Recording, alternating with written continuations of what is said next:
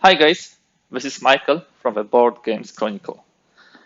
Today I'm excited to present to you the preview of The Other Side of the Hill, a game by NAC Wargames, a Spanish publisher of the Wargames, and a game designed by Carlos Marquez.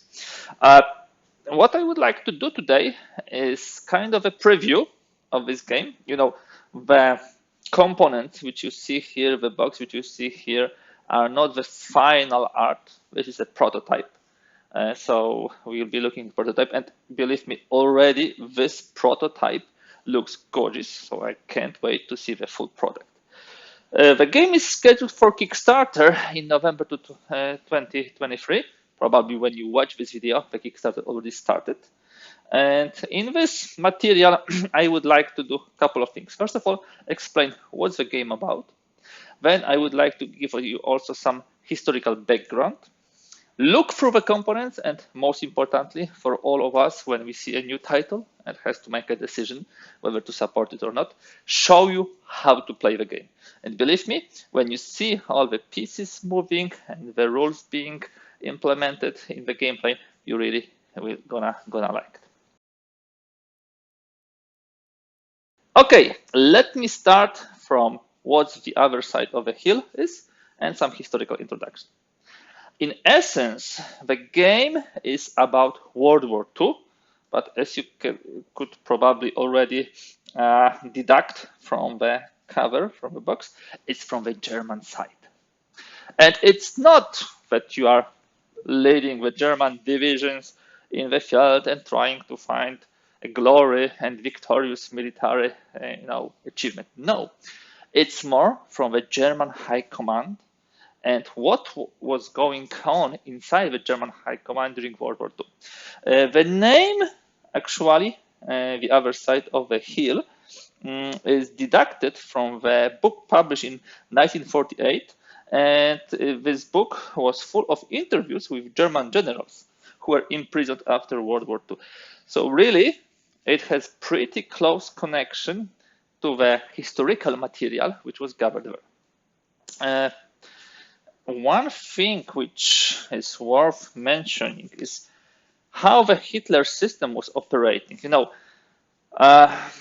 game is based on some factions which will be fighting each other.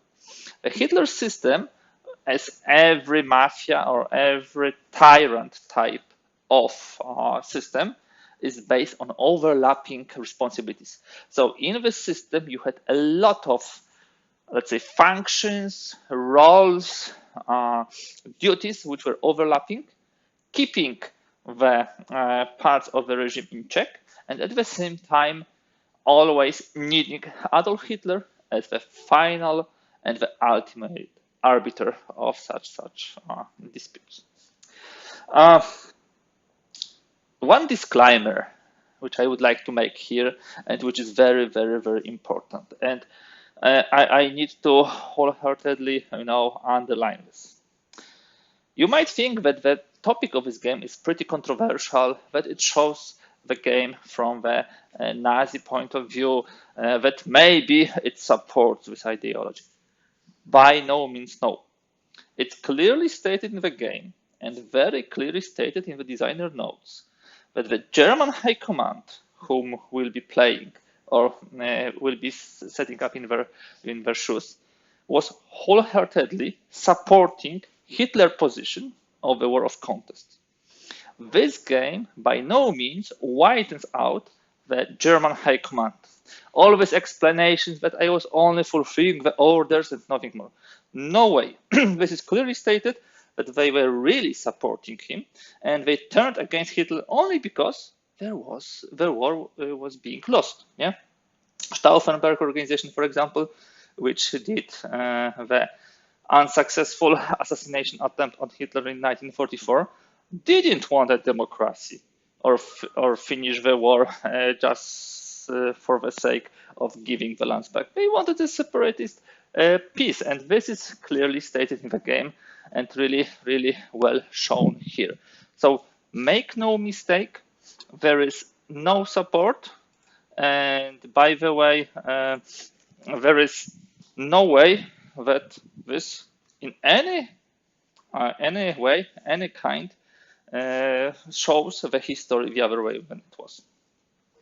So now, a couple of other elements I would like to draw your attention to before we actually jump into the components part. First of all, designer notes. I am always reading the designer notes of the games because it brings me a lot of insight to what the game is about and also how it was designed. I strongly recommend, should you find the time when you will have a game, look there. It describes how the system was working, how the design decisions were made, how this all of things were connected together and worked together. So this is one of the things which I would like to make sure that you will check. Last but not least, after describing, let's say, the main game concepts, you may ask who you are in this game. So as who do you play here? First of all, you stand for your interest group. So simply you are trying to fulfill agenda of your interest group. There will be 4 interest groups. There will be sympathizers, so mainly German generals who were pretty close to Nazi ideology. There will be professionals, the ones who wanted to stay as professional soldiers, and they also wanted to surrender big chunks of the German army to Western allies during 1944-45. You would have old guard, who was like traditional anti-communist and traditional, German troops, mainly from Prussia, and you will also have dissidents. Now, another disclaimer and another very important note about this game. We have roughly 25%, you might say, in each of those groups, and some of the old guard sympathizers and also professionals can become dissidents. The sympathizers are the people, are the German generals who actively took part in atrocities. But if we be honest to the point and count all and every German general, who simply looked the other way, who maybe not give an order but didn't prevent it, you would have very few who would not be in sympathizer group. So for the sake of the game, yeah, we need to they need to be somehow divided. Okay, guys, I think enough of the introduction. You have good grasp what the game is about.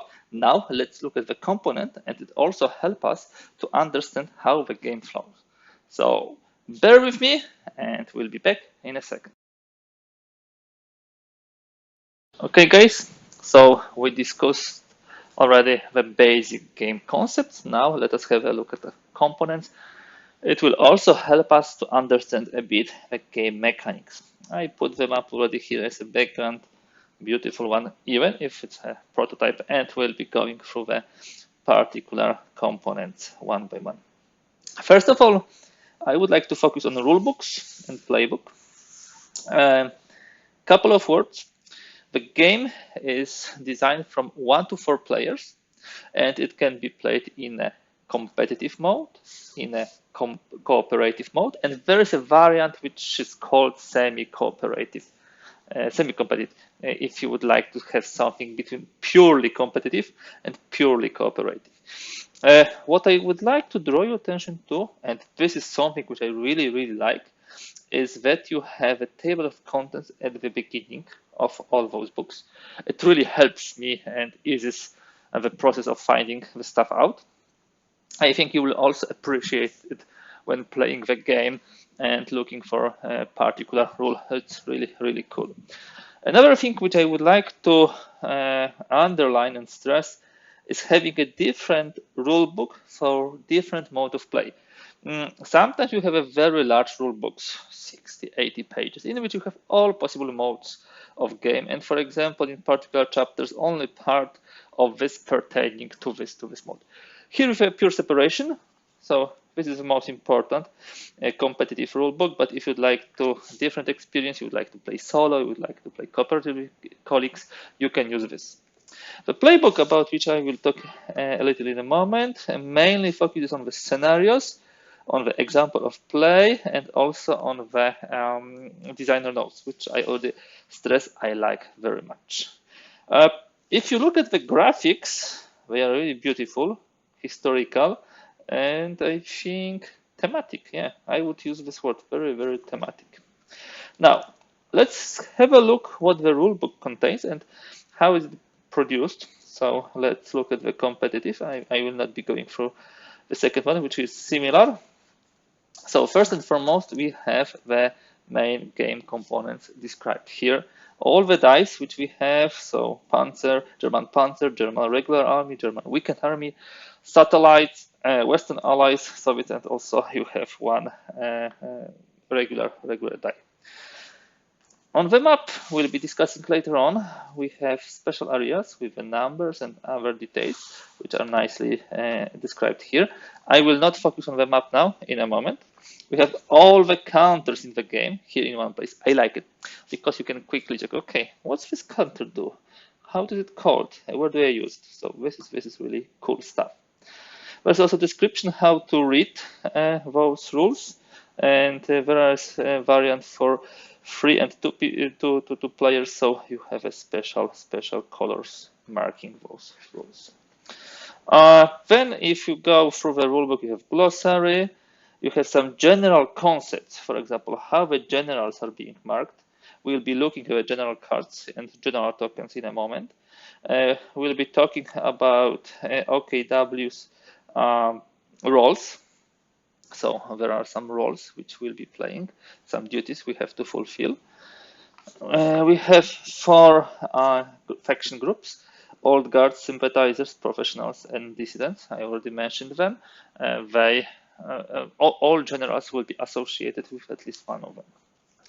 Then if we go through these basic concepts, we come up to the part of the rules which start to go through the turn as it is planned, as it is designed in the game. So we start with administrative phase, where we have economy segment, and the yellow you have always examples, and they really help me to understand the game.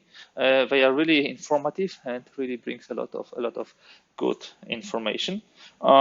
Remember, this is only the prototype, but it already looks beautiful. It looks very good. We have a production directive segment, political directive segment, and there will be, of course, military directive segment. We'll be talking about them in a moment. All the cards are nicely described.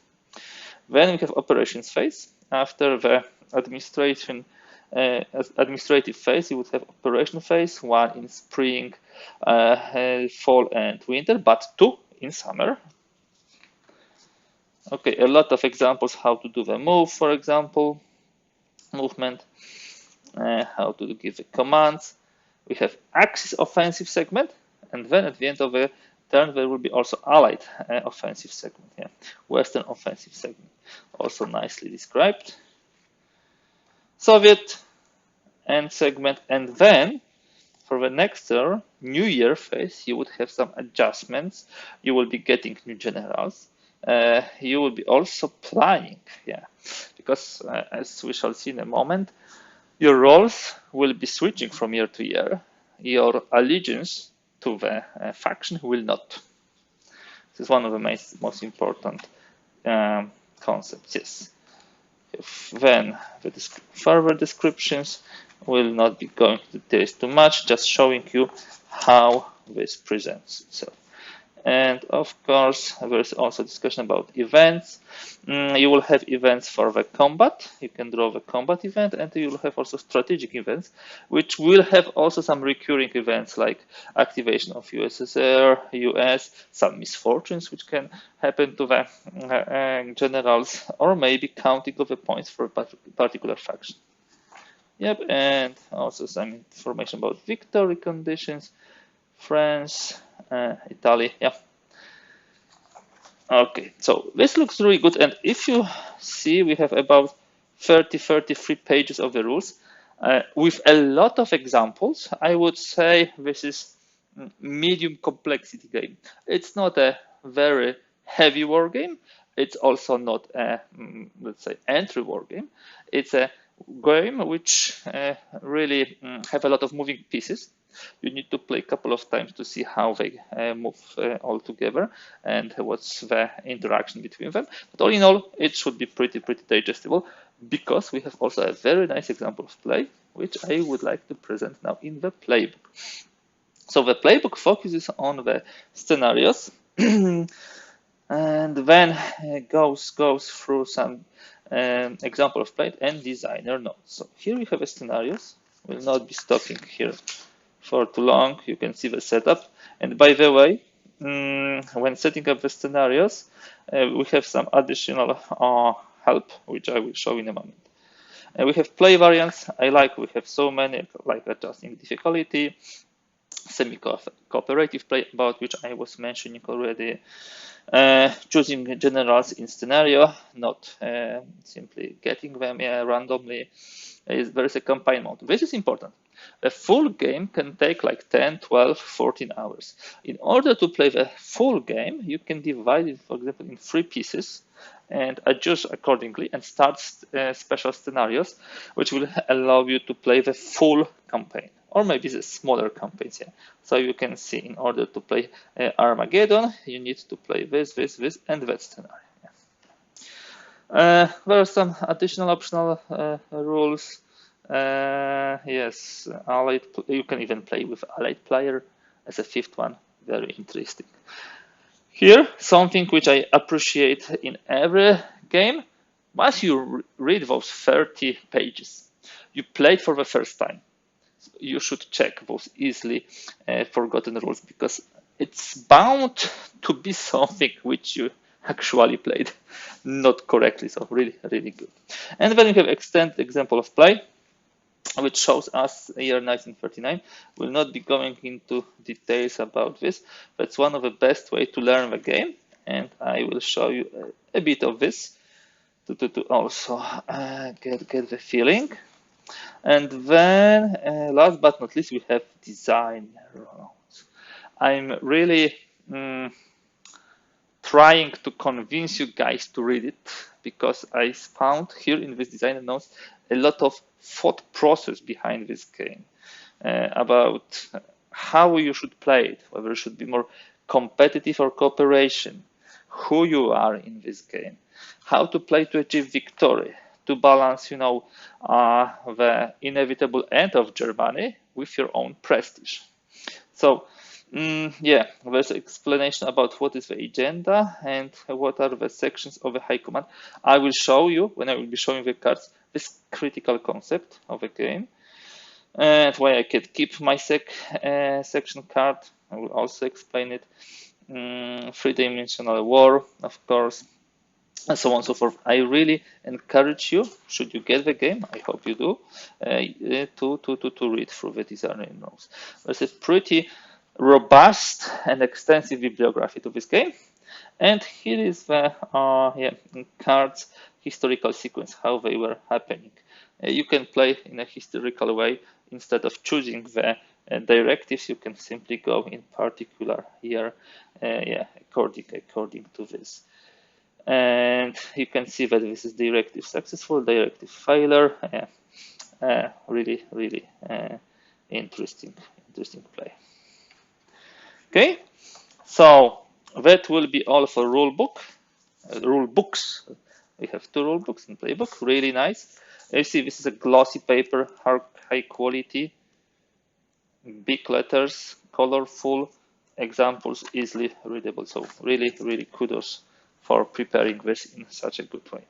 Now let me go through the other components of the stack, also explaining the rules. First, we have player aids. We have like 4 of them. And for the player aids, what I would like to show to you, of course, we have all the phases, which I was mentioning, like administrative phase, operations phase, then you have New Year phase, and you have also combat resolution. Important note is that a lot of decisions are being made during the game by specific sections of the High Command, and they are very clearly mentioned here. Head of production will resolve bombing of Germany. Replacements head of operations. Decisions regarding, for example, production directive, head of production. Political and military, OKW head. So there is a lot of things where the players have influence on what will happen, but all others will be watching them.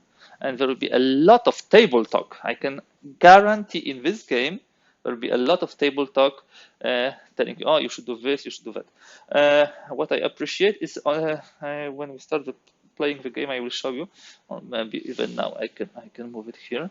What I appreciate is that here you have a sequence of play, and in this sequence of play, you have clearly all the steps which will be happening.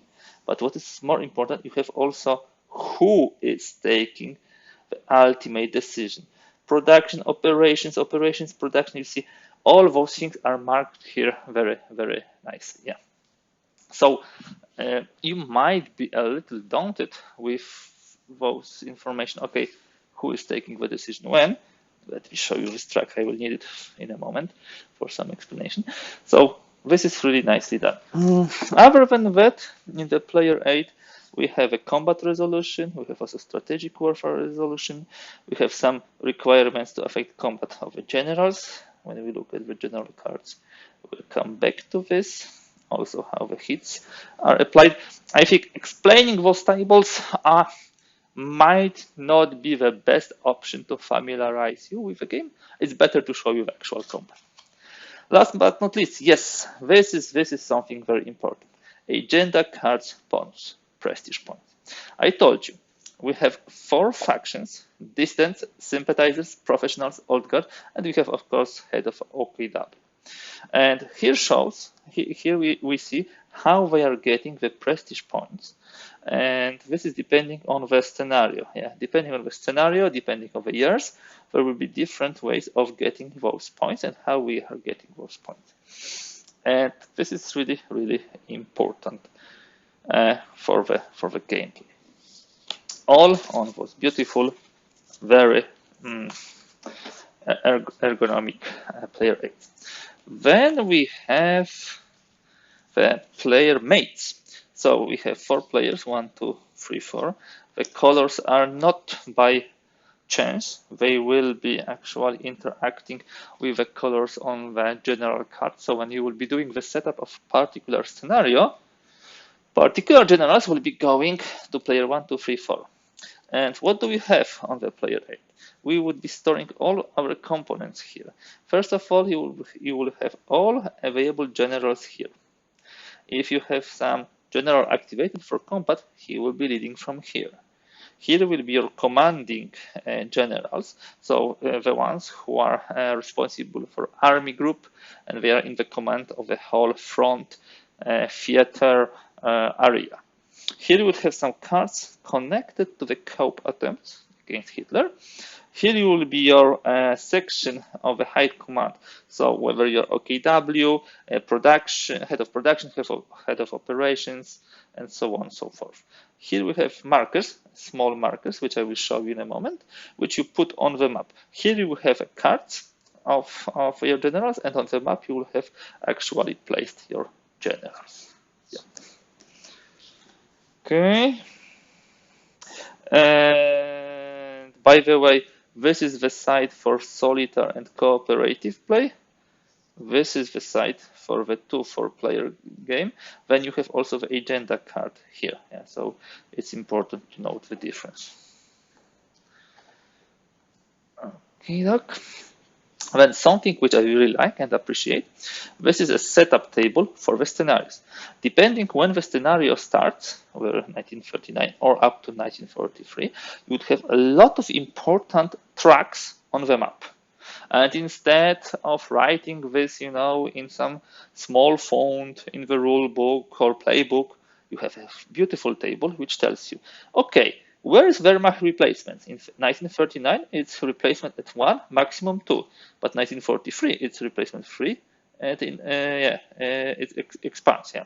So it tells you exactly how to set up the tracks. Very simple solution, very useful solution. I saw something similar, for example, in Pericles from Mike Herman. There was a lot of scenarios there, and you have 10 turns, and each turn you have a different setup of units. also works pretty well. In competitive scenarios, you would have influence markers also, which tells you how to place them. And then there's another thing. One thing are the tracks, strategic tracks on the map. Another thing are the actual units on the map. So the black cylinders, the blue and the red, they simply mark the control of German forces, Western allies, Soviets. That way you can easily understand who is in the lead, who is in the command. It shows also the situation of air naval control and also the force pool.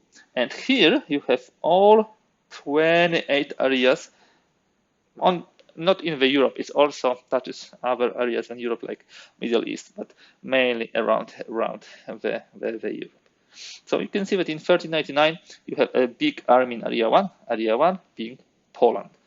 And for example, in 1941 you have army in Poland, but also in area 2, which will be Hungary, and some couple of others. It shows you also which armies are placed where. Okay, so this is the setup chart, and then we have tokens. For such a huge project with a lot of moving pieces, I would say this is not a very counter-intensive game. Here we have the counters of the generals. You can see their ratings. The seniority rating is a blue one, which decides, for example, who is leading the particular front, who is leading the attack, and you have also the red, which is confidence level, which tells you, okay, how resilient this general is if he will be accused of not following Hitler orders. Good, I will show you on the one general example how it works. On the other side, you can see that some of the generals can be questioned. Yeah, that's what happens. And the other sheet of counters, you have occupation marker, Soviet or Western allies occupation. You can have a disputed area. You can have satellite. Some auxiliary counters here for the replacements, for France and Italy and their status. If you have locked boxes for maximum replacement, for example, or strategic warfare, and so on and so forth. Okay, guys. Now, that's not all. What we now would like to show to you is the core concept of the game. We start to show the cards, and when showing the cards, I need to stress the difference between sections of the high command and agendas. These are two critical concepts in this game, which once you understand, you will appreciate the beauty of the design. So, let me start with the sections of the high command. Each turn, each of the players, let's say we will play the full game, 4 players, will be in charge of one of 4 areas of the German war. I would not say economy, I would not say command. This is actually everything which is inside the war. So you have OKW, you have head of operations, you have head of personnel, head of production. In the first round, you will be bidding the prestige to get them, but from the second, in the first turn, from the second turn, the player with the least prestige points, with the least victory points, will be first to choose. Then the next one with the least points will be choosing, and the one with the maximum or the biggest number of the victory points will be the last to get the card which is left. There is some tweak in 1942 when Hitler took the command, and then the head of OKW will be fixed to one person because this is what Hitler did. But let's forget about this for now. Let's remember one thing. Every turn, let's say Hitler is giving us different task, different job, different duty to do. So we are not sure whether we will be head of operations next turn, or maybe head of personnel. This is to be seen. Yeah, this is to be checked. Okay, what are the agendas? Agendas are actually your affiliation to the group, to the faction. This is something which once you get it, you cannot change it. Simply, you can change your job, but you cannot change, in this case, what you believe in or whom you side with. And in some scenarios, you will get this card immediately. So in the scenarios which start slightly later in the war, and in some scenarios, especially the longer, which starts earlier, you will get only around 1942. Before 1942, almost everything was going perfectly for the Axis. The High Command was more or less in peace. There were, of course, some struggles inside. There were some cliques. There were some options, but they were more or less believing in Hitler and were more or less simply following the orders and doing the job. From 1942, the generals started to split in groups of interest. And this shows exactly the groups of interest: old guard, professionals, sympathizers, dissidents, and of course OKW. Now, what happens?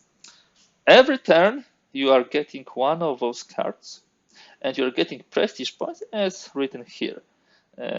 I will not be going to details, guys. Sorry, I don't want this introduction to be too time consuming.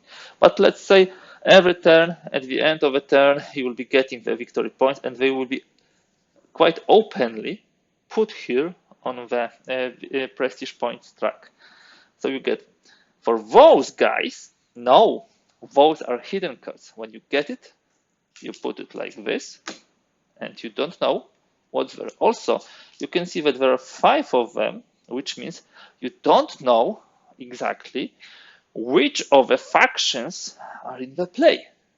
OKW after 1942, this is one of those agendas which more or less is sure to be there. But you really don't know if dissidents are there, or maybe professionals are there. And they have some specific points, and by the actions of the player, you can deduct who is who, simple like this. So that would be very interesting and to play. And they also gain victory points for specific things. And in case of a strategic event, I will be showing events in a moment, but very quickly, which has such mark that asks you to calculate victory points on the victory point track for those factions. So what will happen, you will have actually 9 victory markers, I believe 9. I hope I'm not making any mistake, but 9 victory markers on this victory points track. 1 for player 1, 1 for player 2, 1 for player 3, 1 for player 4. But then, for the old guard, for the professionals, for sympathizers, for dissidents, and for OKW. And what happens at the end of the game? At the end of the game, you actually show your agenda card and you add the points of sympathizers to your points, and then you achieve your total victory score. So this is a really fundamental, important concept in this game of pretty openly known tasks, duties, sections of high command, and hidden, not disclosed, only known to you agendas. And if you grasp this concept, you can see how interesting in this game will be observing what others are doing once they got the agenda. Until the agenda is, distributed to the players, probably you will be playing more or less in a balanced way with all those factions. And by the way, remember, if you have sympathizers agenda, you still can have in your play area generals from various factions. And if you play only sympathizers to fight, to win, somebody will notice it. Why are you not using better suited generals like professionals for particular task, but you're still using the sympathizers? So you need to be careful with that. Hopefully that makes sense. Hopefully this crucial concept of the game is now better known to you, and you understand how it was planned. Other components, let me tell you about directives. At the beginning, in the economic segment, we'll have 3 directive segments. We'll have production, military, and political. You have 3 decks for this. And each and every deck has a cards which can occur only in particular years, as you can see. In 1939, for example, we have those cards. This is, I believe, a production directive. So for the production directive, you will see that head of production will be choosing which of those two to take. It can be sometimes, some decisions can be overruled. It shows you the cost in points, yeah, and it shows you effect. So there will be production directive played. There are military directives. So where do we hit? And here we have in 1939 only 1 directive. This is of course fall vice. So attack on Poland. It shows you what are the prerequisites, what is the target, and what victory points, and who is getting for this victory. What happens after the successfully resolved. In 1940, you would have already many more options, because you would have a couple of attacks. I don't know. Let me just see. Wesenburg, which is invasion of Denmark and Norway. You have Falgelb, which is invasion of France, Belgium, and Holland. Sealev, invasion of Britain. Sealev 2. There is a disputed marker in Great Britain. So you need to get to Great Britain in order to continue with the invasion. Yeah. So there are more of those, and some of them exactly have the prerequisites. So these are military directives. The farther we go, the more happens. Those pounds will be also important. We'll show you in a moment how they are played. But this decision is made by the OKW lead, and you have also political directives. These are, of course, connected to what historically happened. And believe me, guys, this is the most beautiful part of the game, reenacting of history and showing how it was played and what was happening. So for diplomacy in 1939, you have Hungary and Italy, Romania and Bulgaria. You will need to roll a die. Yeah, sometimes you need to roll a die. You can also modify it to make sure it happens or almost happens. And you have prestige points, and then those cards also might be prerequisites for some other diplomacy actions. A lot of diplomacy actions, as you can see. The farther you go, the more things will happen. And I really like the graphics of the card. So this happens in this initial segment of the game, administrative phase. But the key personnel of this game is, of course, generals. You will get generals. You will lead generals. So these are the generals. There's a lot of them, and they have, first of all, entry date. So only generals with 1939 can be used in 1939. Some generals can be used only from 1941. Let me show you the example of the most revered Gerd von Rundstedt. He has 10 seniority rating, one of the highest, if not the highest one, but he has a very low confidence level. It's very easy to dismiss him to get out of the favor of Hitler. He is part of the old Guard faction. Each general has some affiliation. Here is sympathizers. Here we have professionals. Dissidents. There are not too many dissidents, but each general can become a dissident. That's important, yeah, to note. He is used in all 4 scenarios, basic scenarios. I hope we'll be able to unlock more during the campaign. And he always goes to player 1. This is the color. I remember I showed you that the players had the colors. Yeah, so you can see the colors of the players here, and also the general color. Yeah, so this is the way how you distribute the generals to the players for particular scenarios.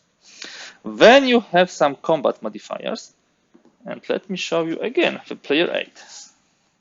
Player 8 tells you how to read this. It tells you, yes, so that, for example, this combat against Western allies. Soviet, and this is attack, this is defense, and it shows you in what terrain. So in case of Gerd von Rundstedt, if the battle is against the Western Allies or Soviets, this is attack, because there is a plane here, green, so in planes, there is add 1 hit to the Axis combat roll. And there are also some special rules. Some of the most efficient generals, you would not be surprised, are, for example, Heinz Guderian, so the tank commander. So the fight with Western Allies and Soviets in any terrain, the attack will actually benefit from this special ability. Erich von Manstein, fighting against Soviets, whether it's attack or defense, in any terrain, he will be getting very nice modifiers. Erwin von Rommel also will get nice modifier against Western Allies in the North Africa. So you see, each general will have some positives. Oh, Friedrich von Paulus, he has attack in the river area. Yeah, +1 hit to the Axis combat. And by the way, Stalingrad, as you can see, is a river area. Just a small hint to this. Okay, so these are generals, a lot of them. Some of 1939 start in the main scenario, and then you are getting more and more. And now you might ask, okay, guys, what about combat? How do we resolve combat? Are there any cards connected to the combat? Yes, they are. So the combat will be resolved with die. I will show you these dice also here. Okay. But before we go to the die, let's look at the cards. We have a combat card. You draw a combat card when you need to resolve a combat, and depending on what type of combat is it with Western Allies, they are defending or they are attacking, in which year it is, there will be different number of die and also some hits from the planes. Soviet faction, depending on the year, whether it's defense or attack, you see how many die they roll, but also some results already there. There could be also landings, so for example, Normandy landing. Also, depending on the year and depending on the season, some things will be happening. Will not be going in details fully now. But this card helps you to determine the number of die and also some modificators which will be happening. If you, by the way, roll on the die this, that means event, you will be drawing the combat events. Combat events are per year. So for example, in 1939, you have only one. So you will draw this event, should you get an event, and nothing more. If you get more events, you will not be drawing them. In 1940, you have many more events, 1941, even more. They have, of course, some special things which are happening. Some might be also applicable only to some special scenarios, but all in all, they spice up the game definitely. During the strategic warfare, if you roll an event, so-called strategic event will happen. Again, strategic events are depending on the year, and you can only draw them from the particular year. But as I told you, they have also some additional marks. Let me show you all of them. That way. So one thing is for the event is happening, yeah? Something happens. But if they have special marks, also some additional stuff will happen. This is the misfortune. Some of the generals might die. The generals with such mark will be potentially dying, or something will be happening to them. This is the USSR activation. This is a US activation, and this is counting the victory points for the factions. So this is when you sum the points for the factions. And just to remind you how you are getting the points for the factions, you simply you have also this in playwright, but you simply look where they are, in what positions, and how many prestige points, victory points they will get. Okay, and yep, these are the strategic events. Here we have a die and how to read them. This is the regular German army. This is a weakened German army. These are Western allies, these are Soviets, and these are satellites. And depending on what you can have heat, you can have artillery, you can have event. Here you have panzers also, if you have panzer army, yeah, you can hit with them. So yeah, I will show you the example of combat, which will probably be the best way to present it. Very nice die, very beautifully made. I really like it. Are those all components? Almost, guys. Some more things, only a couple of them. You have pawns, which will be marking where the attacks are. You would have also those discs, which are showing the control. Western allies, Soviets, and Germans. For example, you see that Germans are here at the beginning of the game.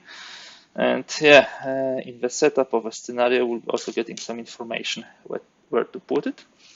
You would have German armies, again, satellites, full-strength armies, and these are the panzer armies, and of course, weakened armies. Yeah, now you have all of them.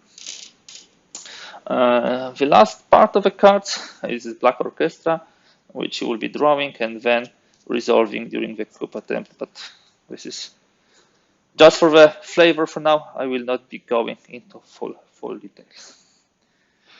Okay, guys, that was an overview of components and at the same time explanation of some game mechanics. I hope that you now have a better grasp of the game. What I would like to do as the last third thing after the general introduction, components discussion, I would like now to show you the setup of the initial 1939 turn of the Armageddon scenario. We will do a couple of moves there to show you how the mechanics works. I will show you the battle. Maybe we'll not in detail discuss each and every step, but what I would like you to see is a flow of a game. So bear with me, I will be with you in a second.